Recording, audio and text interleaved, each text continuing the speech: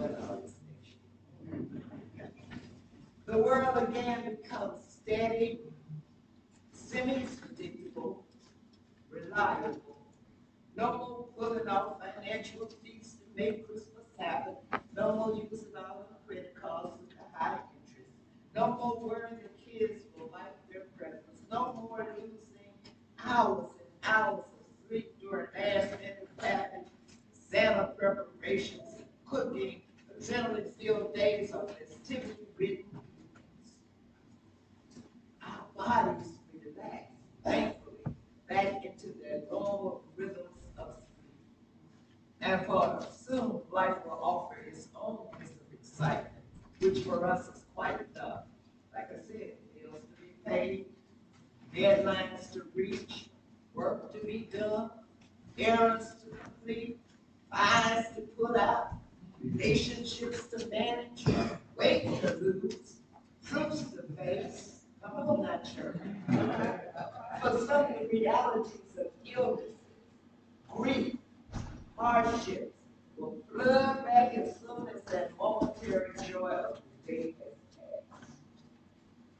But Jesus' family, that cold reality will come only a night after their surprise visit by their three prominent guests. It had been a year, possibly two, since Jesus' birth, and by now Joseph had built a big town home and all seemed well in their lives. Their son had been garnering lots of attention. When the three magi from the eastern kingdoms appeared at their door, it was like a celebration. Staying a night or two his guests, they bought expensive gifts for the child Jesus and reminded his parents of the importance of his life. And right at this defiant prophecy, then they told them something else. They would need to be very, very careful. The child's life was in danger. In fact, his life would always be in danger from the time of his birth and to the moment of his death. His parents would need to protect him until he could do so on his own. You see, there's Joseph. Joseph, a man of great faith. But he trusted his dreams. He trusted the Magi's direction. So still, reeling from the celebrations of the day before, they packed up their belongings in the still darkness of the night and headed out of Israel to the border of Egypt. The family was sojourning there for a few years until Herod the Great's death, most likely near Alexandria, where many Jews had settled. Jesus' life of living under the radar, under a shroud of mystery and caution, indiscretion, had begun. Now you see, there's Herod the Great. All this was a man who loved power. Kind of sort of reminds me of Trump. And anything that anyone whom he believed could threaten his power or his status came to a rich end. You see, he was known to be cruel,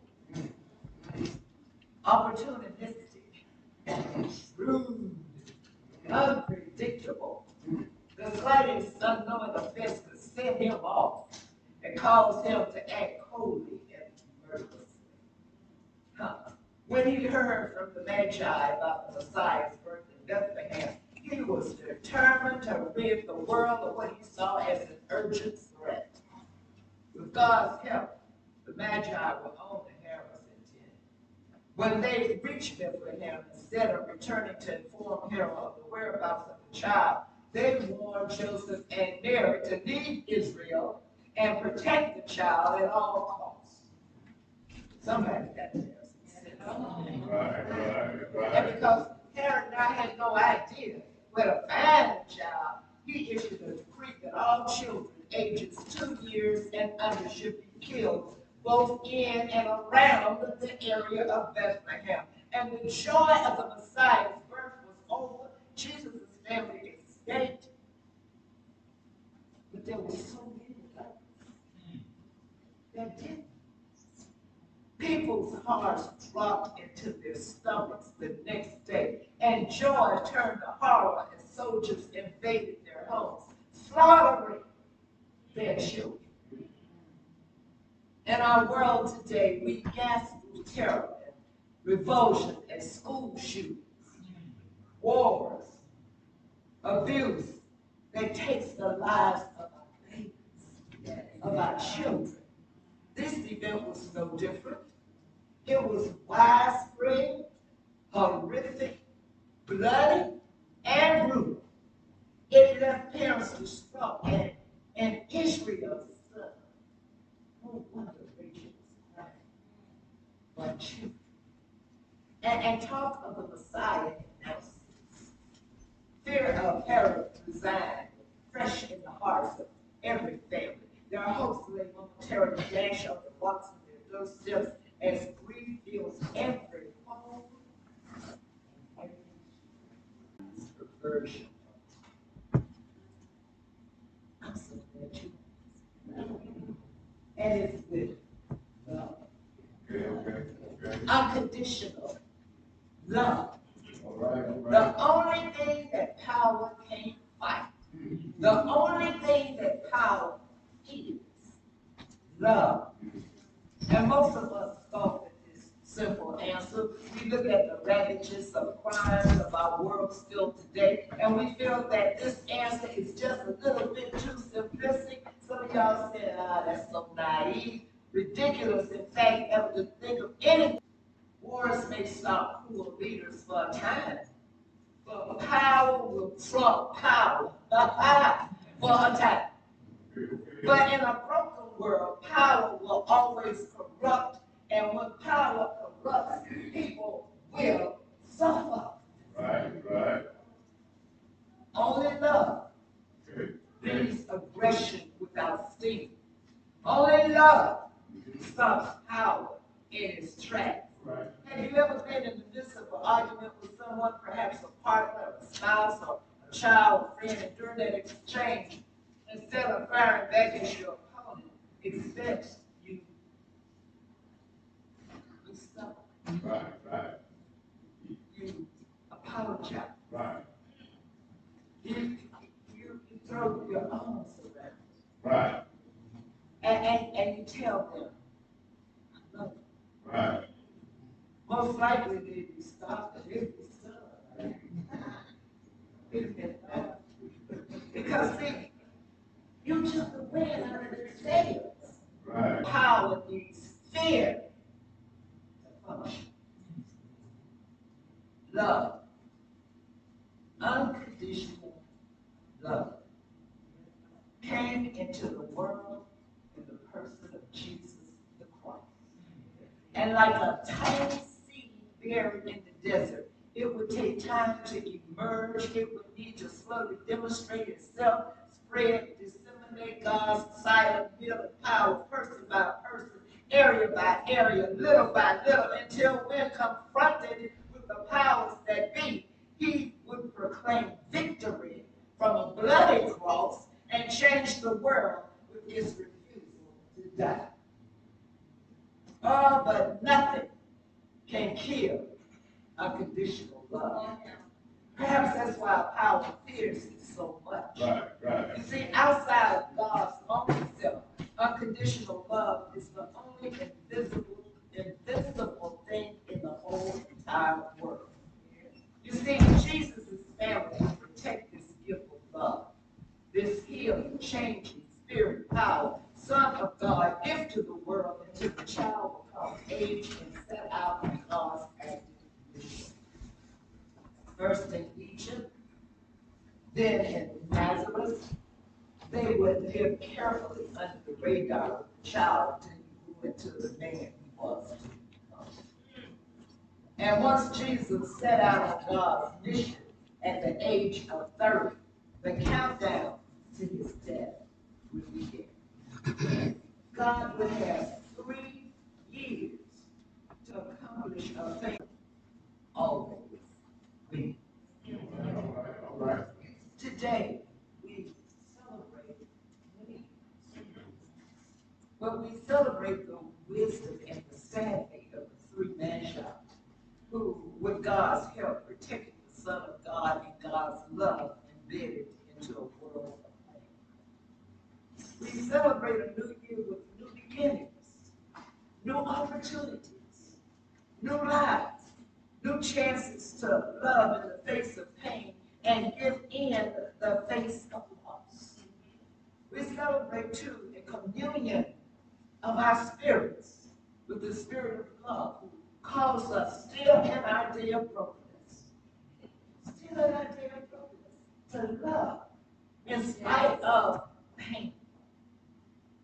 Teach, love, have faith, and love, even in the midst of fear and doubt. Right. Oh, but when we love, when we teach love, we bring the world a little bit closer to God. And now may your new year be full of joy, peace, and above all, love.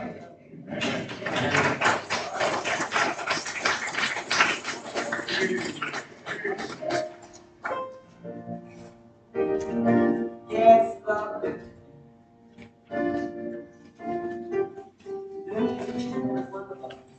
And this morning, we invite you to share with us as we love one another, as we love the Lord our God.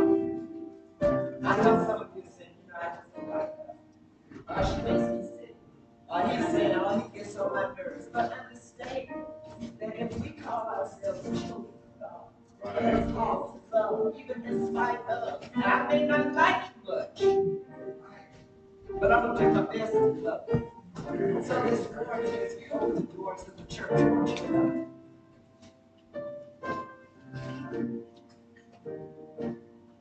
And if there's a little inkling in your heart, a little something that you want to bring to the altar, to leave there, not to come to the altar and pick it up and take it back with you. The altar is open if you have the need to come to pray.